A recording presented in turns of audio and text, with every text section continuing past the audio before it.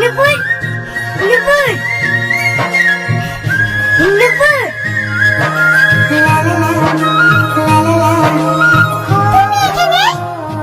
আমি দাদার কাছে গেছিলাম। তুমি বলেছিলে না কাজ ছেড়ে দিলে দাদা আমার অনেক ক্ষতি করার চেষ্টা করবে, আমাকে কোনোদিনও ছাড়বে না। ছেড়ে দিয়েছে? হ্যাঁ, আমি কাজ ছেড়ে দেওয়াতে দাদা অনেক খুশি। কি বলছিল জানো? আমি তোমাকে বিয়ে করে সুখে সংসার করবো, দাদা তো এটাই চাই। আর আমাদের বিয়েতে যে খরচা হবে সব দাদা করবে। সত্যি? হ্যাঁ।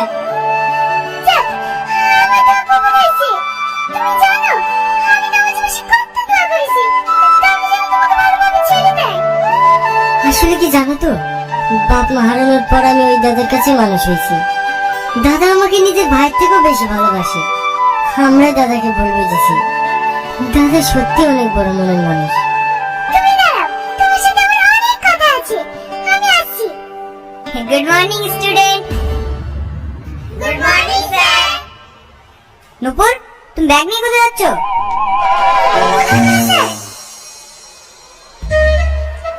কি বলো, আসো।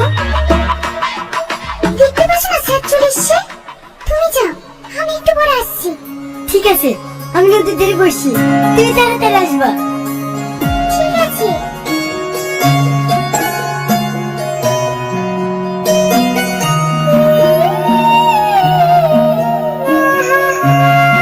আজকে আমাদের টপিক হলো ইন্ডিয়ান জিডিপি। আমরা যদি আজ থেকে 20 বছর আগে ফিরে যাই তাহলে আমরা বুঝতে পারবো $1 সমান 43 টাকা 50 পয়সা ছিল। আর এখন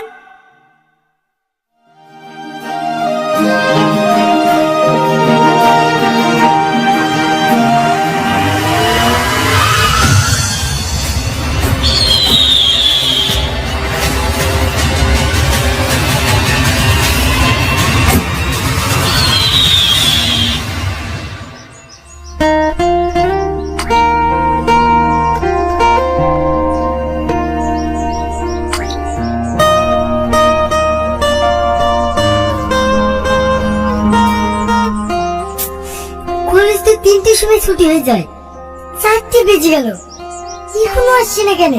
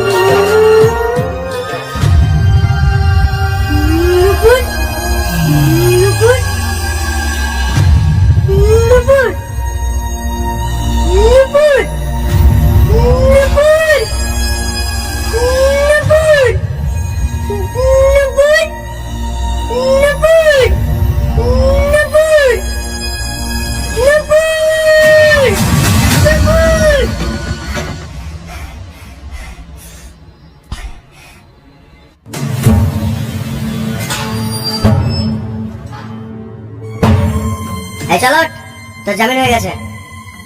আমার জামিন হয়ে গেছে? কি করলো? এমএলএ সাহেব তোর জন্য বাইরে অপেক্ষা করছে, তাড়াতাড়ি আয়।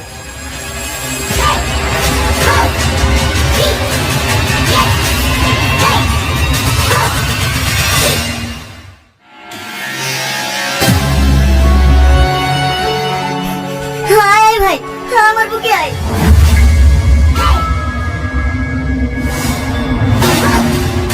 আমার নুপুরকে আমার কাছ থেকে কেড়ে নিলে এখানে নাটক করতে এসেছেন? আপনি কি ভাবছেন আপনি আমাকে জেল থেকে জামিন দিলেন বলি আপনার ভাইকে আমি ছেড়ে দেব? কখনো না। আমি এখনো বেঁচে আছি শুধু ওকে মারার লেগে।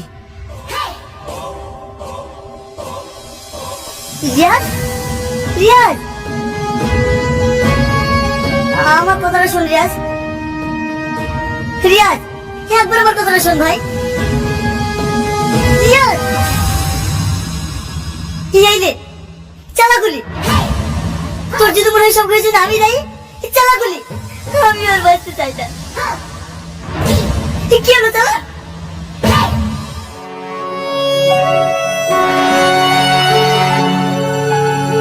তুই কি ভাবছিস আমি আমার ভাইকে বাঁচানোর লেগে তোকে জেল দিয়ে যাতে এসেছি? না, তুই যেন তোর নুপুরের খুনের প্রতিশোধ নিতে পারিস তার জন্য তোকে ছাড়াতে এসেছি। মানে তুই আমাকে আজও চিনলি না। ও যেমন আমার ভাই, তুইও আমার আরেকটা ভাই। এই আঙুলটা কাটলে যতটা ব্যথা লাগবে, এই আঙুলটা কাটলেও ঠিক ততটাই ব্যথা লাগবে। তবে যদি কোনো আবার ক্যান্সার হয়ে যায় না, শরীরকে বাঁচানোর জন্য সে আঙুলটা কেটে ফেলাই ভালো। আমি যদি একবার জানতাম না নবর সাথে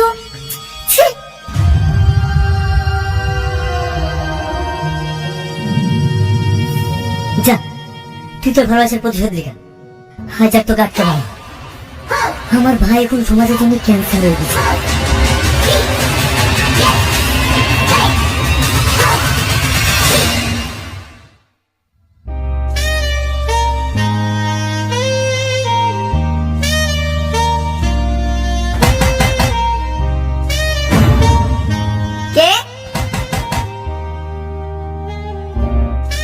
দাঁড়াও যান, আমি একটু আসছি।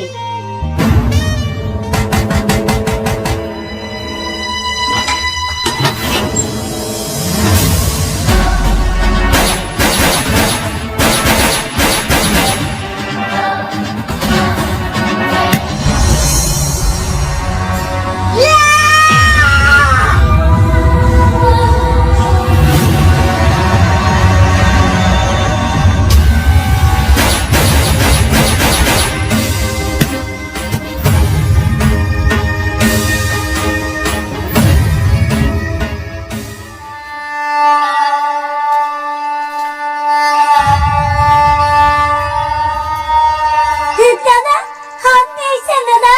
জানেন দাদা, ওই শালা রিয়াজ ভাইজানকে ঘর থেকে গুলি করে মেরেছে। আমি ওকে ছাড়বো না, আমি ওকে ছাড়বো না। আমি ওকে না মারা পর্যন্ত জল স্পর্শ করবো না। চুপ চুপ, শান্ত হও।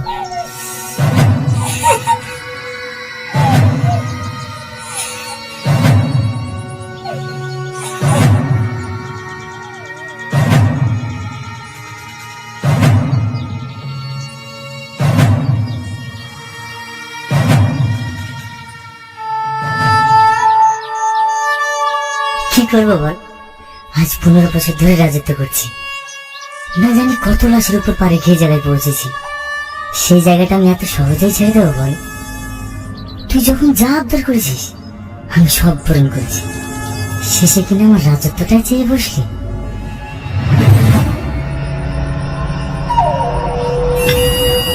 শালা চামচা খুব উঠছিল, ডানা ফাইটে দিয়েছি। দাদার ডাইন হাত। এই নমিনেশনের ডেট কবে রে? সামনে মাসে 10 তারিখে। 10 তারিখে? এই সুযোগের অপেক্ষা চাইতেছিলাম। এই সম্রাট, আমার কাগজ পাতিগুলো রেডি করে রাখিস, এবার ইলেকশন আমি দাঁড়াবো। আর দাদা? দাদা তো 15 বছর রাজত্ব করলই, আমি কি সারা জীবন দাদার গোলামি করে যাব নাকি? আমিও কদিন রাজত্ব করি। কিন্তু দাদা তো পরপর 3 বার জিতে এসছে। দাদাকে বাদ দিয়ে তোমাকে টিকিট দেবে নাকি? উপরে উঠতে গেলে মাঝে মাঝে নিচে নামতে হয়। দাদা না থাকলে তো টিকিট পাবো।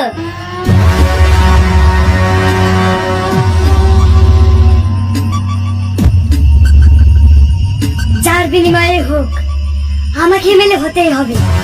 রিয়াজ এখন জেলে, এই সুযোগ দাদাকে শেষ করে দে। যত টাকা লাগে আমি দেব।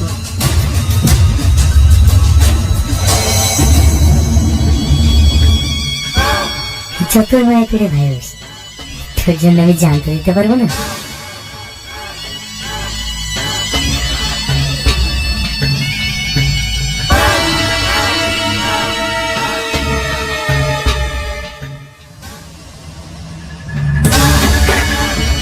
দাদা আপনি? আরে বস বস। কোনো প্রয়োজন হলে আমাকে বলবেন, আমরা আপনার চলে যেতাম। আরে ঠিক আছে ঠিক আছে, ভাই চলে গিয়েছে, তোদের দেখাশোনা তখন আমাকেই করতে হবে, তাই না? বানা বানা, আমার জন্য একটা প্যাক বানা।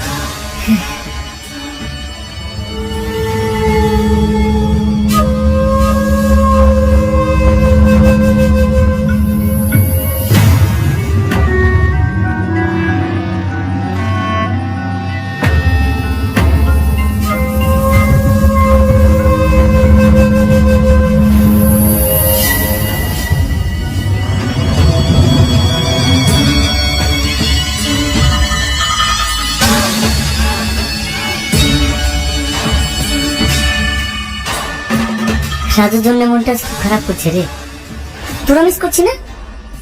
হ্যাঁ, আমরা মিস করছি, ভাইদের কথা খুব মনে পড়ছে। আর পড়বে না, মানে দে ভাইয়ের কাছে পাঠিয়ে দে।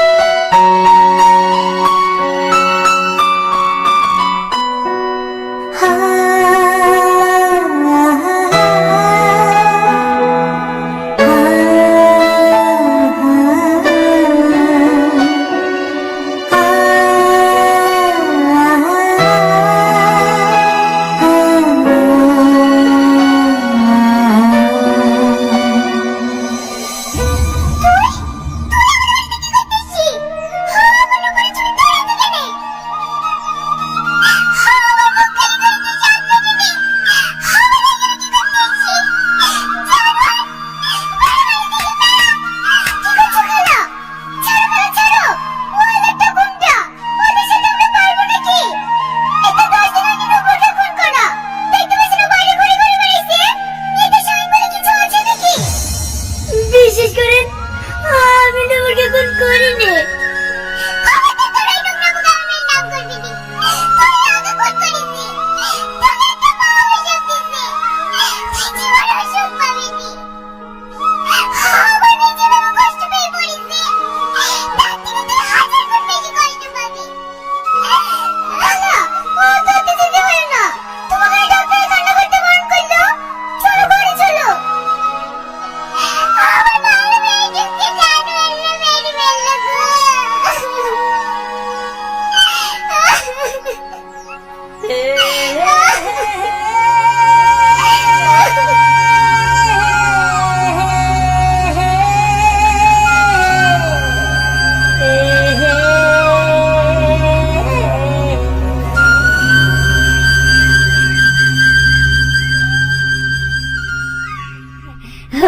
ফোন করেছিলাম, এবারকার সম্পদ আমাদেরই হবে।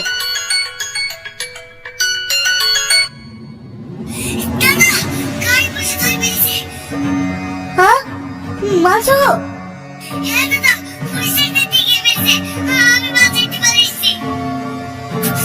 কি করছিস রে? তুই কই গেলে বলছিল কোথায় গাড়ি চালাচ্ছি?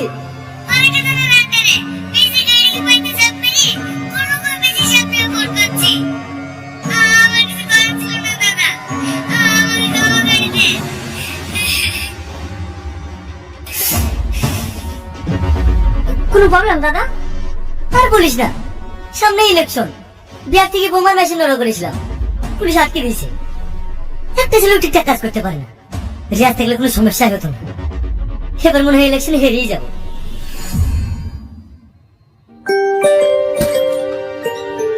দাদা দাদা কি হলো? গাড়ি চলে কোন গাড়ি? আমাদের যে গাড়িটা কালকে পুলিশ আটকে ছিল না, সেই গাড়িটা। হ্যাঁ, কে আসলো? একটা মেয়ে।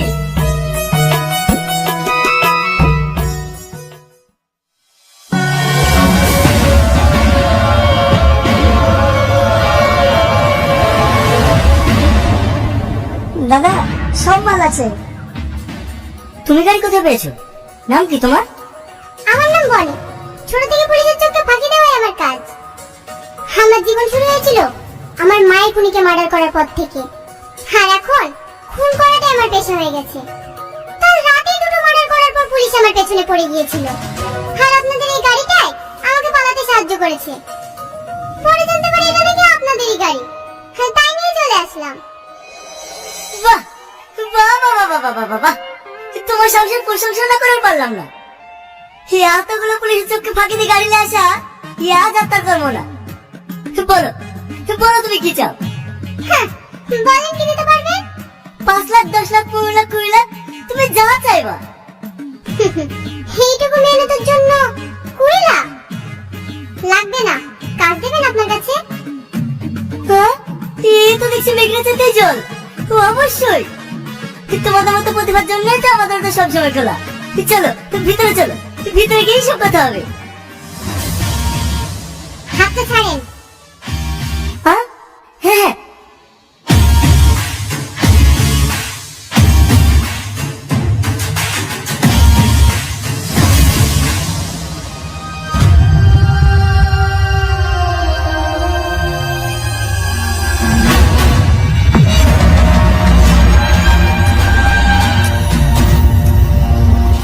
দাদা তোকে ডেকেছে।